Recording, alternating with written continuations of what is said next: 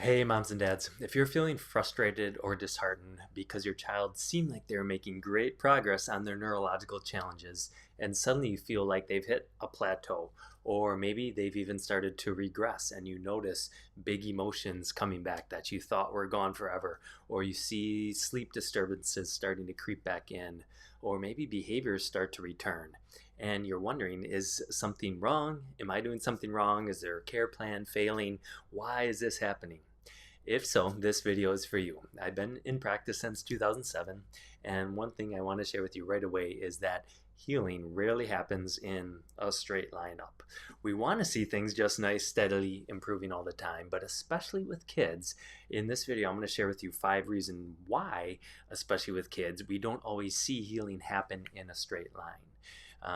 One of the biggest things that I want to emphasize with you is that if you see a plateau, if you see a little dip and a regression, even if sometimes it feels like you're going back to square one, that oftentimes this is actually because your child's brain is spending energy rearranging and trying to get ready for that next level of healing. And so, with these 5 things I'll share are ways for you to look out for. Things when your child's healing and better understand, like, oh, okay, it's actually this happening, it's a growth spurt they're going through, it's immune challenge, and better make sense of their healing process, because I want you to feel empowered to know that yes, your child is still on track. And believe it or not, when we see a kiddo that does stall or even regress, that a lot of times on the other side of that is actually a really big growth spurt and big healing. The reason this is that when we're working with helping kids heal is we're working neurologically. And what we find is that the brain, there are plenty of times where it has to spend some time, spend some energy forming new connections, forming new neurons, making new neuroplastic connections to help get your child to the other side. And you'll probably notice this with your child already. Maybe they went through a phase where they were speaking just kind of the same thing, and all of a sudden you feel like they went through a growth spurt and they had a language explosion. Or maybe your child was kind of clumsy and not quite all the way connecting with certain milestones, and you notice all of a sudden everything just seemed to click. Just this last weekend for 4th of July, my son was swimming hard for 5 days in a row, all this time in the water. And I was looking at my wife and saying, I bet you in these upcoming days, he's going to have some big change. I don't know what it's going to be yet, but all this energy that he's going into pushing his nervous system, pushing his muscles, pushing his brain in a new way is going to yield and change into a really big growth spurt. So if your child struggles with ADHD, anxiety, autism, sensory processing issues, especially with these neurological challenges, this video will be extra important for you. So let's dive into number 1 here is growth spurts and milestones.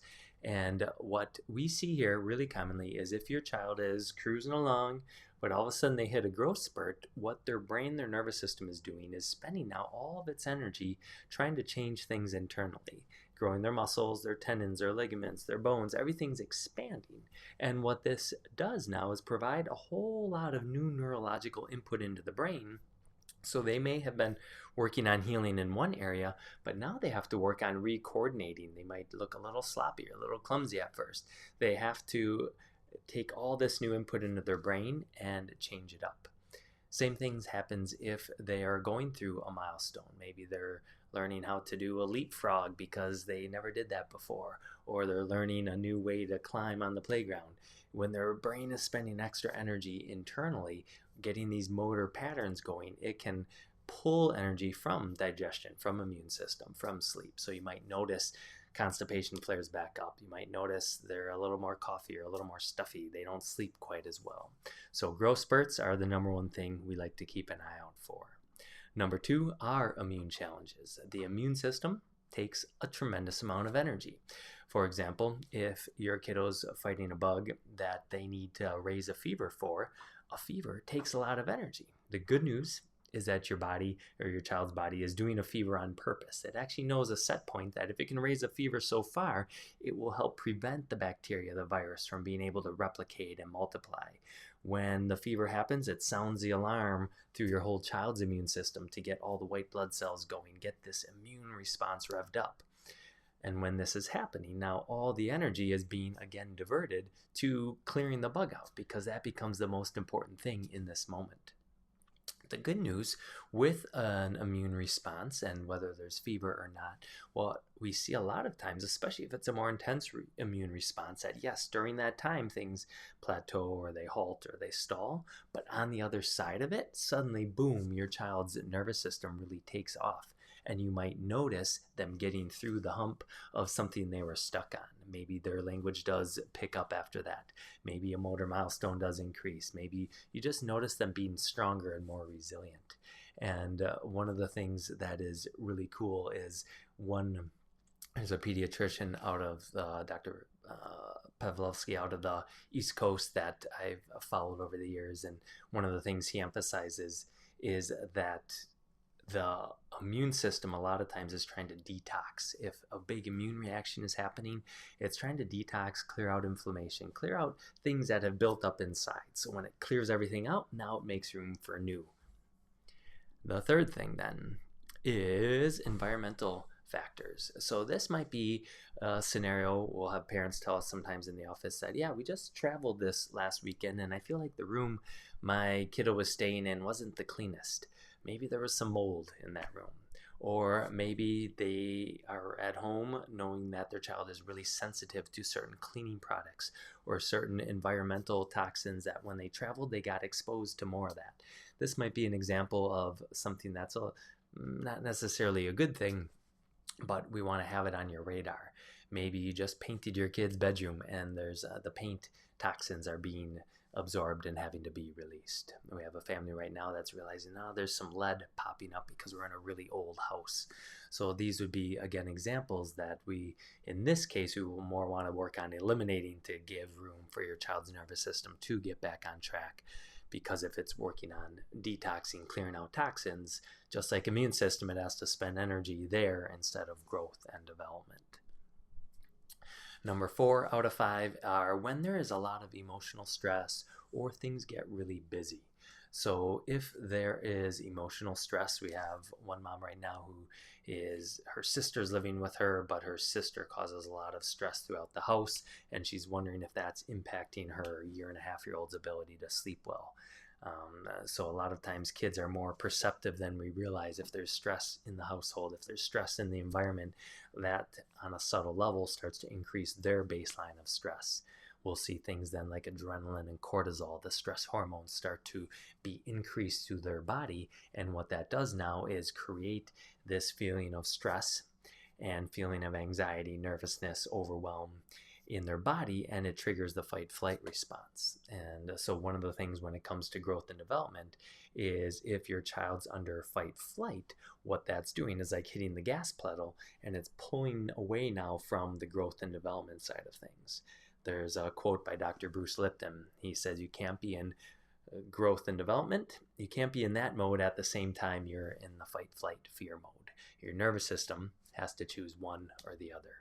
So if there is a lot of environmental stress, or if there's a lot of busyness, sometimes we see the back to school transition as an example, or the end of the school year winding down for summertime.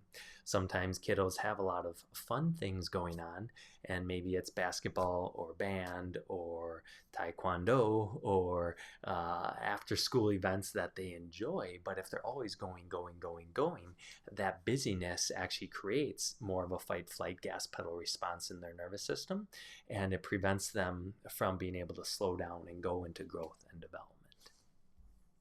And then the last one, number 5 here, is medications or therapies. So this is an example where medications might help get your child through a moment, but we all know that medications also come with a big list of side effects. The other thing that we often emphasize with parents is that when a kiddo is starting care in our office, or an adult for that matter, we have a medication, a certain level of medication is designed to match where their nervous system is when they start care. And a lot of times a med is maybe the dose has been adjusted a few times up or down. They're trying to find a balance point with where their nervous system is at to help them thrive. Maybe it's pay attention more. Maybe it's be less anxious. Maybe it's feel calm, have fewer emotional outbursts. Whatever it is, it's matched to their current nervous system. Now, when we start adjusting, we start to take that fight flight out of the nervous system.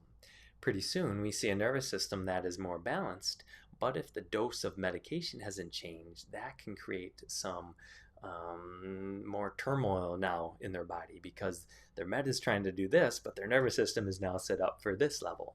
We had a mom just recently that we've been working with that has been on anxiety, depression meds for a lot of years.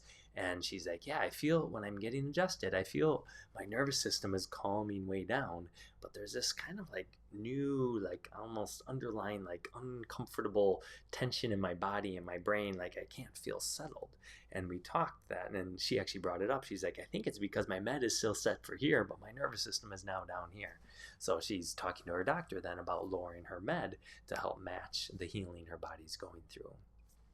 And with that, then, a therapy overload is something that we have also number 5 here, not because therapies are a bad thing, whether it's speech, OT, PT, but what we see is there's times when the nervous system is going to go through a lot of healing and changes when a child is getting adjusted with the neurological chiropractic that we do. And we want to make sure their nervous system has the energy to spend on these baseline changes. And what we see is now if we add in a lot of therapies at the same time, it can overwhelm their system because their nervous system doesn't know which to focus on for healing and growth and development. So this is an example that if you have questions on this, definitely talk to myself, talk to the doctor you're working with, because we might taper back therapies early on in care, give their nervous system a lot more space to integrate the changes we're doing with the adjustments. And now when that foundation is a lot stronger, we can add the therapies back in, and they're going to have the resources to go through them more quickly. So as we wrap this video up here, hopefully that makes sense as to what we're looking for, what we'll keep an eye on with you as you're going through care.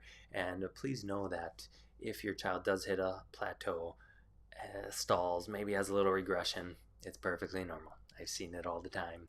And typically, it's one of those things that I just mentioned. And the good news, even more typically, is on the other side of it, you're going to see even more beneficial changes for your child. So reach out if you have any questions. Know we're here for you, and know we're here to help keep your child moving in a good direction.